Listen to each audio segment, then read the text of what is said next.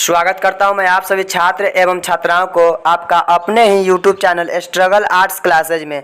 मेरे प्यारे छात्र एवं छात्राओं, आज हम लोग क्लास 12 हिंदी दिगंत भाग 2 के चैप्टर नंबर 8 का ऑब्जेक्टिव क्वेश्चन आंसर कवर करने वाले। चूँकि मैंने इससे पहले सारे चैप्टर का ऑब्जेक्टिव सब्जेक्टिव कवर करा दिया हूं। अगर आप लोगों ने नहीं देखा है तो जा करके देखिए। चलिए बिना टाइम को व्यतीत किए हम लोग इस चैप्टर की ओर चलते हैं और इसका ऑब्जेक्टिव देखते हैं। देखिए, पहला प्रश्न जो है, मोहन राकेश के बचपन का नाम क्या था? तो इसके जो बचपन का नाम था वह था मदन मोहन गुगलानी। दूसरा प्रश्न है, मुन्नी कौन थी? तो जो मुन्नी थी वह मुन्नी विष्णु की बेटी थी, अर्थात मानक की बहन थी। तो इसमें मानक ऑप्शन नहीं है लेकिन विष्णु ऑप्शन है, तो वही लगाना कि विष्णु की बेटी थी।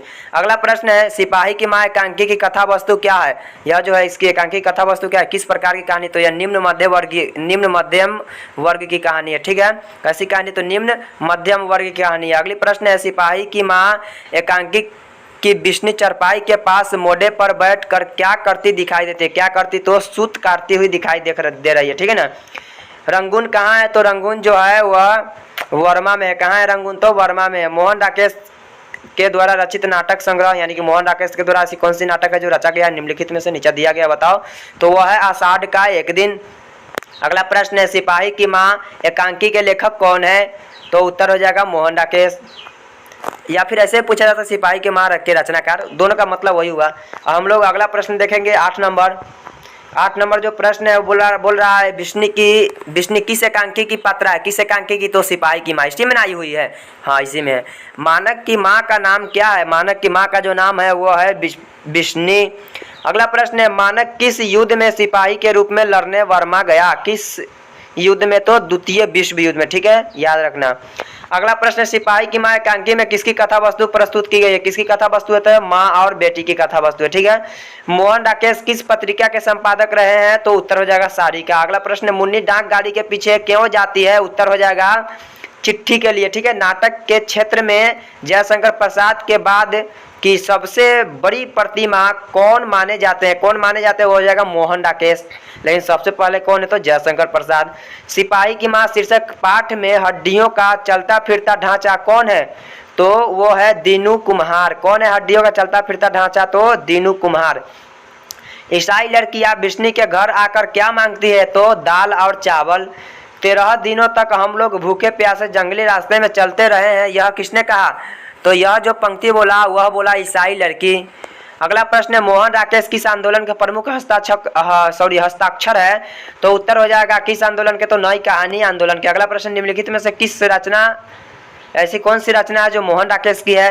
तो उत्तर हो जाएगा न आने वाला कल। ठीक है ना, न आने वाला कल, यह मोहन राकेश की। अगला प्रश्न, किसकी माँ पागल हो गई है? किसकी माँ पागल हो गई है? तो सिपाही की माँ जो है पागल हो गई है। मुन्नी की उम्र क्या थी? यानी मुन्नी की उम्र क्या हो गई है? तो उत्तर हो जाएगा 14 वर्ष। कितने वर्ष? तो 14 वर्ष। निम्नलिखित में विष्णु की पड़ोसन कौन है? कौन है? तो कुंती। मुन्नी किस दिन मानक की चिट्ठी के आने की भविष्यवाणी करती है? किस दिन? तो उत्तर हो जाएगा मंगलवार को। कौन कहता है मैं इसकी लाश ले जाकर चील और कौवों के आगे डाल दूंगा? किसने कहा? या कौन बोल रहा है? तो ये बोलता है सिपाही। एक और सिपाही था ना जो मानक से लड़ रहा था, वही। अगला प्रश्न, किसके करों के मोती तारों की तरह चमकते हैं? किसके करों के मोती तारों की तरह चमकते हैं? तो तारों को। किसकी? तो तारों की। अगला प्रश्न है 26 नंबर प्रश्न देखिएगा, किस पाठ में यह उद्धरण आया है? कौन सी उद्धरण है, यानी कौन सी यह जो पंक्ति किस पाठ में आया है? तो पंक्ति कौन सा? पहले ये देखो, फौजी वहां लड़ने के लिए है, वे भाग नहीं सकते, फौज छोड़कर भागता है, उसे गोली मार दी जाती है। किस पाठ के है? तो सिपाही की माँ पाठ में के है। मोहन राकेश का जन्म कब हुआ था? तो इसका जो जन्म हुआ था 8 जनवरी 1925 ईस्वी को। इनमें से कौन सी कृति मोहन राकेश की है? उत्तर हो जाएगा जानवर और जानवर। कौन सी कृति मोहन राकेश की है? तो जानवर और जानवर। मोहन राकेश का जन्म कहाँ हुआ था? तो इनका जो जन्म हुआ था जंडी वाली गढ़ी, अमृतसर, पंजाब में हुआ था। याद रखिएगा इस लाइन को। सिपाही की माँ किस एकांकी संग्रह से लिया गया है? तो यह जो है अंडे के छिलके और अन्य एकांकी से लिया गया है। अंडे के छिलके तथा अन्य एकांकी से लिया गया है। मुन्नी और मानक की माँ का नाम क्या है? उत्तर हो जाएगा विष्णु। मुन्नी और मानक की माँ का नाम क्या है? तो विष्णु। मुन्नी और मानक के बीच क्या संबंध है? तो बहन और भाई का। सिपाही की माँ एकांकी के अनुसार लड़ाई कहाँ हो रही है? सिपाही की माँ एकांकी के अनुसार लड़ाई जो है कहाँ हो रही है? तो वर्मा में। मोहन राकेश एकांकी का शीर्षक क्या है? मोहन राकेश एकांकी का शीर्षक क्या है, मतलब उसके द्वारा जो पाठ लिखा गया कौन सा है? तो सिपाही की माँ। सिपाही की माँ कौन है? उत्तर हो जाएगा बिसनदेई, वही विष्णु को बोला जाता है बिसनदेई। सिपाही की माँ सिपाही की माँ कौन है? तो बिसनदेई। सिपाही की माँ एकांकी में कुंती कौन है? सिपाही की माँ एकांकी में जो कुंती एक है औरत, वो कौन है? तो वो जो है पड़ोसिन है, यानी कि विष्णु के पड़ोसिन लगती है वो।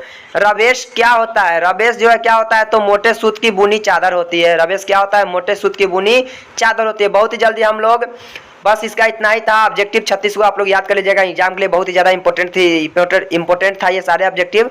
अब बहुत ही जल्दी हम लोग 9 चैप्टर का सब्जेक्टिव लेकर के आएंगे, ऑब्जेक्टिव भी लेकर के आएंगे। बिना टाइम को व्यतीत किए चलिए हम लोग चैप्टर को, इस वीडियो को करते हैं एंड। इससे पहले कि अगर आप लोगों को वीडियो लगी होगी अच्छी तो वीडियो कर देना, लाइक कर देना उन लोगों के पास शेयर जो अगले ईयर देने वाले एग्जाम। बिना टाइम को व्यतीत किए चलिए हम लोग करते हैं वीडियो को एंड। अगर वीडियो अच्छी लगी हो तो लाइक कर ही देना, सब्सक्राइब कर ही लेना। फिर अगले वीडियो में मिलते हैं, जब तक के लिए बाय बाय मेरे प्यारे छात्र एवं छात्राओं, और जय हिंद जय भारत।